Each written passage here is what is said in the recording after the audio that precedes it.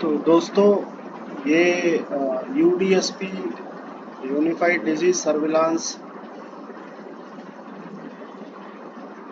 Portal का facility panel है। Facility मतलब हॉस्पिटल, और इसमें उन रोगियों का डेटा अपलोड किया जाएगा जो ओपीडी या आईपीडी में विजिट करते हैं। उनकी अपनी कंप्लेन होती है, हॉस्पिटल विजिट करेंगे, आपके ओपीडी या आईपीडी में आएंगे, वहाँ से ये डेटा आएगा और इसको आपको अपलोड करना है। तो सबसे पहले मोबाइल नंबर कोई भी मरीज है उसका आपको डेटा अपलोड करना है, जैसा कि आप लैब पैनल में करते आए हैं। तो यहाँ पे आपको मोबाइल नंबर डालना है, जैसे कोई मोबाइल नंबर आपने डाला और इससे आपने सर्च किया।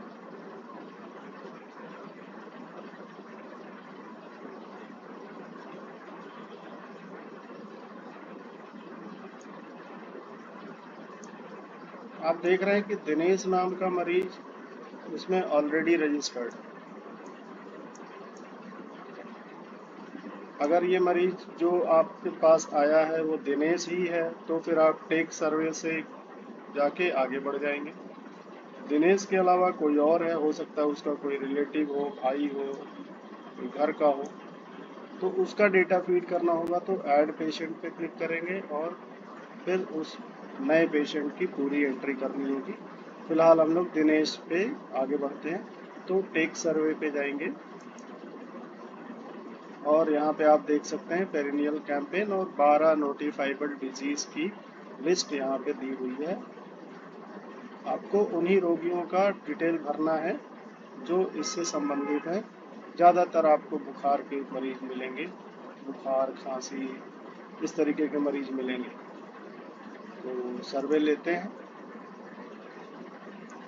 इसकी क्वेश्चन की लिस्ट लंबी है, लेकिन ज़्यादातर में आपको यस नो करना है तो जल्दी भर जाएगा। जैसे पूछ रहा है कि डू यू हैव फीवर, बुखार है, हाँ है, कितने दिन से है, तो मान लीजिए 5 दिन से बताया। फिर पूछ रहा है does that patient have Altered sensorium, मतलब वो मरीज बेहोश हो जाता है या कुछ कंफ्यूजन टाइप उसके दिमाग में रहता है, कंफ्यूजन बना रहता है। अगर ऐसा है तो यस करेंगे, नहीं तो नो करेंगे। फिर पूछ रहा है do you have joint pain, जोड़ों में दर्द है, नो। यस कहेगा, हाँ कहेगा तो यस करना है। रिलैप्सिंग, इज इट रिलैप्सिंग, मतलब क्या ये बार बार आता है, नो। डायरिया है, नो। अब देखिए इसमें अगर डायरिया को यस करेंगे तो फिर आगे क्वेश्चन पूछेगा कितने दिन से है, ड्यूरेशन कितना है। नो करेंगे तो आगे कोई क्वेश्चन नहीं उठेगा। जॉन्डिस, यस करेंगे तो क्वेश्चन पूछेगा आगे, नो करेंगे तो कुछ नहीं पूछेगा। फिर स्वेलिंग इन बॉडी पार्ट, ये यूजुअल सिम्टम्स नहीं होते, इसलिए आगे अगर आप नो कर दें तो आगे कोई क्वेश्चन नहीं बनता इसमें। नो है, नो तभी करेंगे जब नहीं है, अगर है तो यस करेंगे। फिर उसके आगे के जो क्वेश्चन आएंगे उसका आंसर देना पड़ेगा।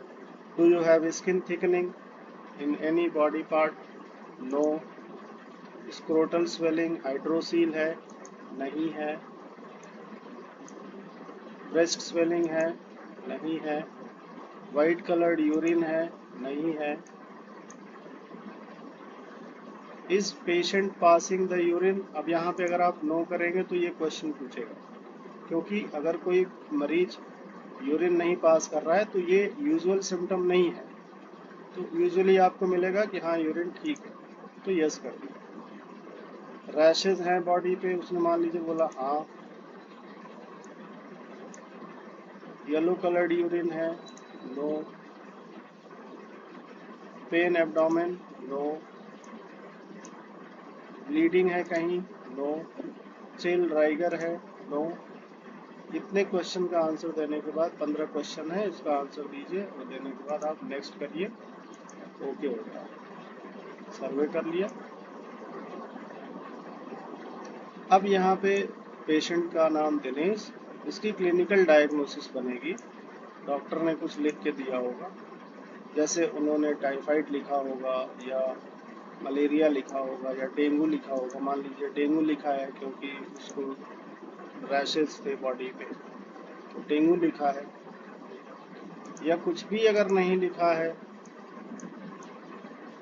ऐसा हो नहीं सकता, कुछ ना कुछ तो लिखा होगा।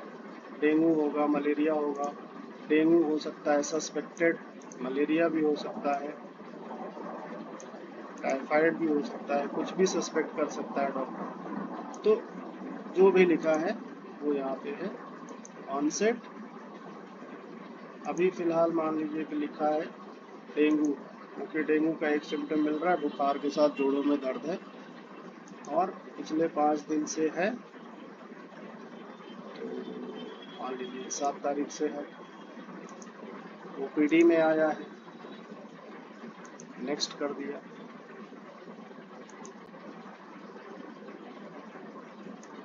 नेक्स्ट करने के बाद ये आ गया क्लिनिकल डायग्नोसिस। ये प्रोविजनल डायग्नोसिस है, ये फाइनल डायग्नोसिस नहीं है। Provisional means on the basis of sine and symptoms. अब इसका कुछ टेस्ट करवाना है आपको, तो यहाँ पे जाएंगे, डेंगू का टेस्ट कराएंगे। Test name usually RDT kit होती है सीएचसी पे। सीरम 12 तारीख को ले रहे हैं। अब आपके सीएचसी पे ही लैब है, पब्लिक लैब सेलेक्ट कर लिया। आप कौन सी लैब में, अमेठी की लैब में भेजना चाहते हैं और कहाँ पे भेजना चाहते हैं, तो आप अमेठी के किसी भी लैब में भेजना चाहते हैं। लेकिन चूंकि ये आपकी अपनी सीएचसी है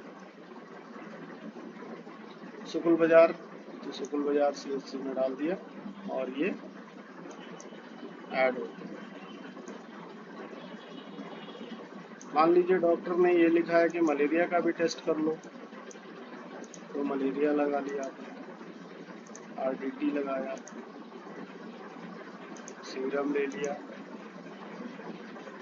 12 तारीख ये अमेठी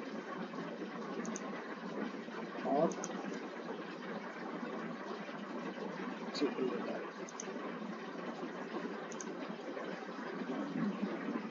ये दोनों टेस्ट ऐड हुए। अब डेंगू के केस में एलाइजा टेस्ट कन्फर्मेटरी होता है, तो डेंगू का एलाइजा आपको अगर भेजना है, जो कि भेजना मैंडेटरी होता है, तो आईजीएम एलाइजा टेस्ट होता है। सीरम सैंपल जाएगा उसका 12 तारीख को, public lab, district Amethi.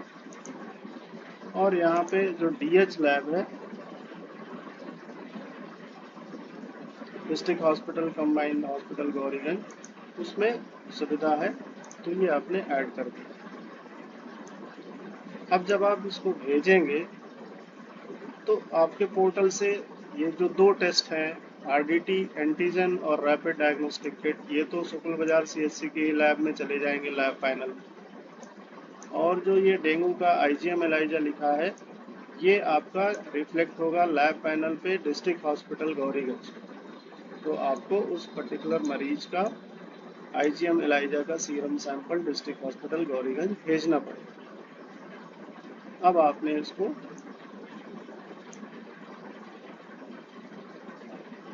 Save कर देना, सेव कर दिया।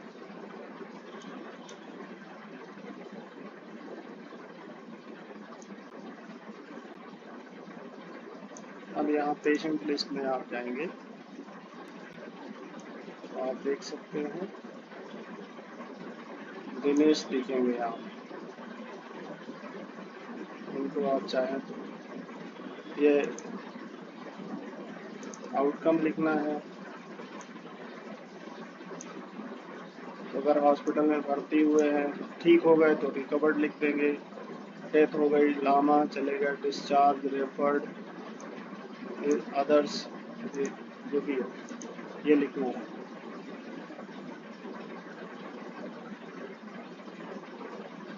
तो ये हुई डेटा एंट्री। फैसिलिटी पैनल पे किसी सिंगल मरीज का डेटा एंट्री कैसे करेंगे, ये उसके बारे में बताया गया।